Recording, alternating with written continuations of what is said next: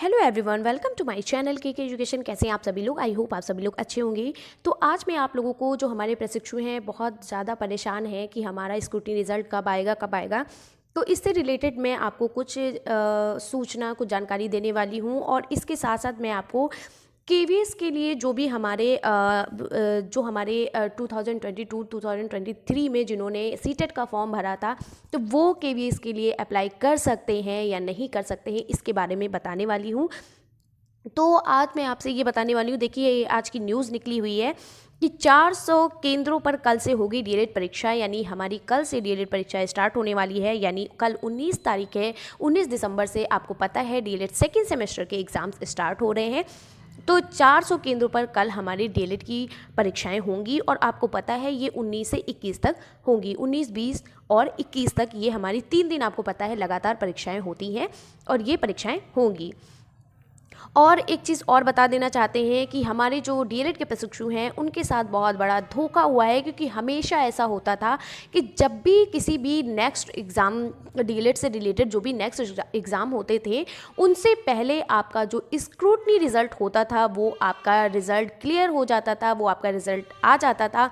लेकिन इस बार बहुत बड़ा धोखा हुआ है इस बार डीएलएड के साथ, कि आपका जो स्क्रूटनी रिज़ल्ट है वो अभी तक नहीं आया है। इससे हमारे बहुत से प्रशिक्षु ऐसे हैं जो बहुत ज़्यादा ही परेशान हैं, और कई बार हमसे सवाल करते रहते हैं कि मैम स्क्रूटनी रिज़ल्ट नहीं आया है और हमारा 3 सब्जेक्ट में बैक लगी हुई है, तो हमारा स्क्रूटनी रिज़ल्ट जब आ जाएगा और अगर हमारा क्लियर हो जाएगा, तो फिर हम कैसे नेक्स्ट सेमेस्टर का पेपर कैसे देंगे। इस तरीके से बहुत सारे सवाल हैं।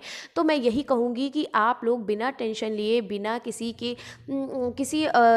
टेंशन के, आप अपने नेक्स्ट टारगेट यानी अपने नेक्स्ट एग्ज़ाम की प्रिपरेशन करिए, ताकि उसमें आपका बैक ना लगे।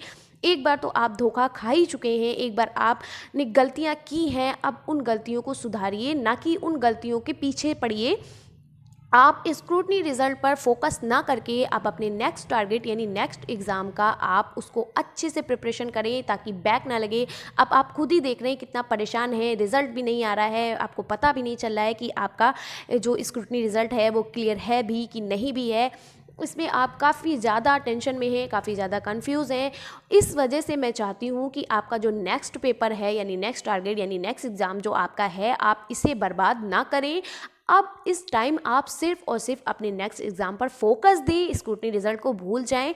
क्योंकि आज आपका लास्ट डे है, कल आपका पेपर है। तो आज तो मुझे नहीं लगता कि स्क्रूटनी रिज़ल्ट निकल पाएगा। अब झूठ बोलने से कोई फ़ायदा नहीं है कि हाँ आज शाम में स्क्रूटनी रिज़ल्ट आएगा, ऐसा कुछ नहीं है। आज आपके एडमिट कार्ड्स वगैरह आपको मिल रहे हैं। आप अपने एडमिट कार्ड को अपने कॉलेज या आप प्राइवेट, जो आपने जहाँ से प्राइवेट किया है या आपने डाइट पे किया है, वहाँ पर जाकर एडमिट कार्ड को देखें, लें और अपने कॉलेज को देखें कि आपको कहाँ पर कॉलेज मिला है, और आप अपनी प्रिपरेशन करें, आप अपनी रिवीजन करें, ताकि आपका बैक ना लगने पाए, आप इस तरीके से फिर से परेशान ना हो। और मैं बार बार यही कहूँगी, आप सिर्फ और सिर्फ इस टाइम सिर्फ और सिर्फ अपने ही नेक्स्ट एग्ज़ाम पर फोकस करें, यानी कि जो आपका कल एग्ज़ाम है उस पर आप फोकस करें। अब आपका बैक न लगने पाए, क्योंकि आप अपनी गलतियों को, अपनी छोटी छोटी गलतियों को पहचान गए हैं।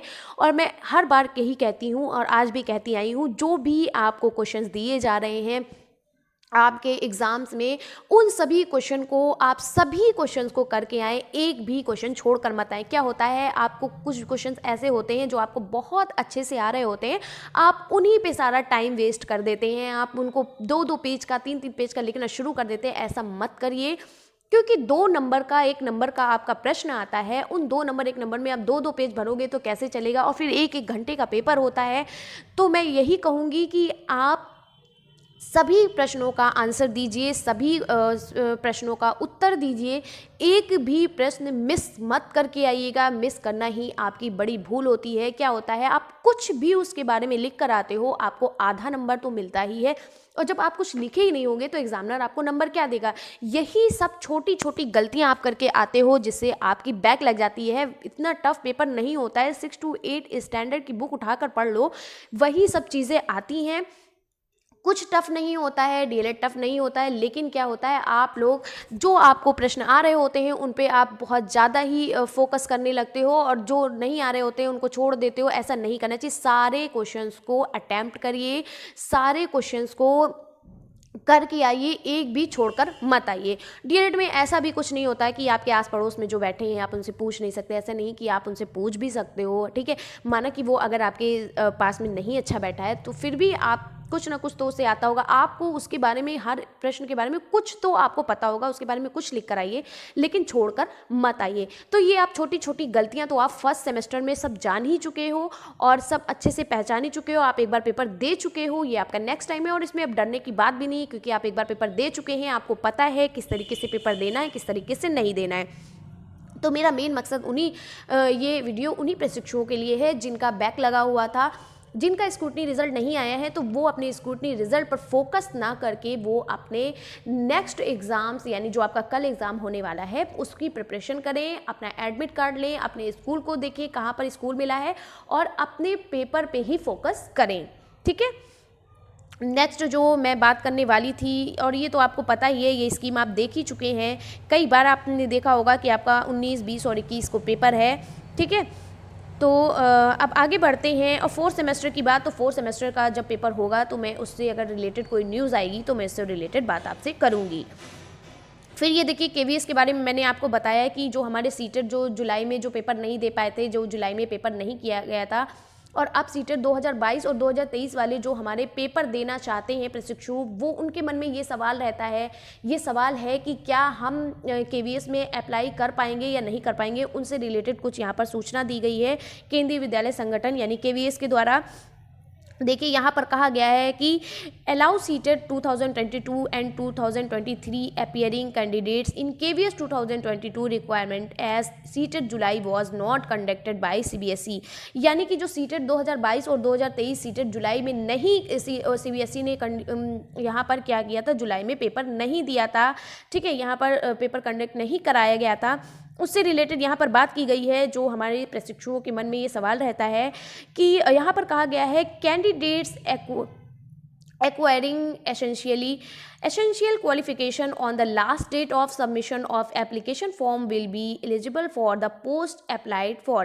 यानी कि फॉर्म भरने की लास्ट डेट तक अगर आप सीटेड क्वालिफाइड नहीं हैं आप फॉर्म फिल कर सकते हैं, ये आप फॉर्म फिल नहीं कर सकते हैं। यानी सिर्फ और सिर्फ अपीयर वालों को मौका, यहाँ पर अपीयर वालों को मौका नहीं दिया जाएगा, जिन्होंने जो अपीयरिंग में है, जो हमारे सीटेड प्रशिक्षु जो अपीयरिंग में हैं वो उनको मौका यहाँ पर साफ साफ कहा गया है, उनको मौका नहीं दिया जाएगा, ठीक है। यानी कि अभी जिनका सीटेड क्वालिफाइड नहीं है, जिन्हों आप सीटेड उन्होंने क्या किया है, अभी वो अपीयर में लगे हुए हैं, तो उनको यहाँ पर वो फॉर्म नहीं फिल कर सकते। यानी कि आपको पता है लास्ट डेट 25 है, 25 दिसंबर से है, तो 25 दिसंबर तक अगर आपका सीटेड क्वालिफाइड नहीं है तो आप यहाँ पर फॉर्म फिल नहीं कर सकते हो, ठीक है। यहाँ पर आप जो केवीएस का एप्लीकेशन फॉर्म है वो आप फिल नहीं कर सकते हैं। यहाँ पर केवल एक तरीके से अगर बता दी जाए कुछ, अब यहाँ पर मैंने कह दिया ना कि जो जिन्होंने सीटेड नहीं किया, जो अपीयरिंग में है, अब कुछ हमारे प्रशिक्षु ऐसे होंगे, डीएलएड के भी होंगे और भी डीएलएड हैं, बीएड हैं, ये सब आएंगे। अब ये पूछेंगे मुझसे कि क्या मैम यहाँ पर डीएलएड वाले कर सकते हैं? ऐसा नहीं है। अगर आपका 25 आपके दिसंबर तक अगर आपका डीएलएड हो या आपका यूपी टेट हो या आपका सी टेट हो, अगर आपका क्वालिफाइड है यानी उसका रिजल्ट आ चुका है, तो ही आप पेपर को क्या कर सकते हैं, एप्लीकेशन फॉर्म को फिल कर सकते हैं, अदरवाइज आप फिल नहीं कर सकते हैं, ठीक है। 25 दिसंबर तक अगर आपका, एक बार फिर से सुन लीजिए, 25 दिसंबर तक, चाहे वो आपका डीएलएड हो, चाहे वो आपका बीएड हो, चाहे वो आपका टेट हो, चाहे वो आपका सीटेट हो, ये सभी अगर आपके 25 दिसंबर तक इसके रिजल्ट आ चुके होंगे, अगर इसका आप क्वालिफाइड कर चुके हैं, रिजल्ट भी आ गया है, तो ही आप फॉर्म को फिल कर सकते हैं, अदरवाइज आप फिल नहीं कर सकते हैं, ठीक है। तो ये चीज़ यहाँ पर कहा गया, यानी जो अपीयर वाले जो हैं उनको मौका साफ साफ यहाँ पर कह दिया गया, अपीयर वालों को मौका नहीं दिया जाएगा। तो आप अच्छे जो, यानी कि जो अब सीटेट का एग्ज़ाम देने वाले हैं उनको मौका नहीं दिया जाएगा, क्योंकि अभी सीटेट का एग्ज़ाम नहीं हो रहा है, वो आपका आपका जनवरी से स्टार्ट होने वाला है सीटेट का एग्ज़ाम। तो आपका पेपर की जो इस केवीएस की जो एप्लीकेशन फॉर्म की जो लास्ट डेट है वो आपको पता है 25 दिसंबर तक है। तो 25 दिसंबर तक अगर आपका DElEd, CTET, UP TET, BEd कुछ भी अगर आपका अपियरिंग में है, आपका रिजल्ट नहीं आया है, आपका क्वालिफाइड नहीं हुआ है, तो आप फॉर्म को फिल नहीं कर सकते हैं। ठीक है, तो ये यहाँ पर बात कही गई है। तो इस तरीके की वीडियो आपके सामने मैं लाती रहूँगी, इस तरीके की न्यूज़ लाती रहूँगी। अगर इससे रिलेटेड भी केवीएस से रिलेटेड या डीएलएड से रिलेटेड या स्क्रूटनी फॉर्म से रिलेटेड अगर आपके मन में अभी भी कोई डाउट्स है या कुछ भी है, तो आप कमेंट्स में लिख सकते हैं। मैं आपके डाउट के पूरे क्लियर करूँगी। कुछ भी किसी भी तरीके की आपको प्रॉब्लम है, आप कमेंट्स में लिखिए, मैं आपकी प्रॉब्लम सॉल्व करने के लिए बैठी हूँ। ठीक है, तो मिलते हैं इसी तरीके से नेक्स्ट वीडियो में। तब तक के लिए बाय बाय, टेक केयर।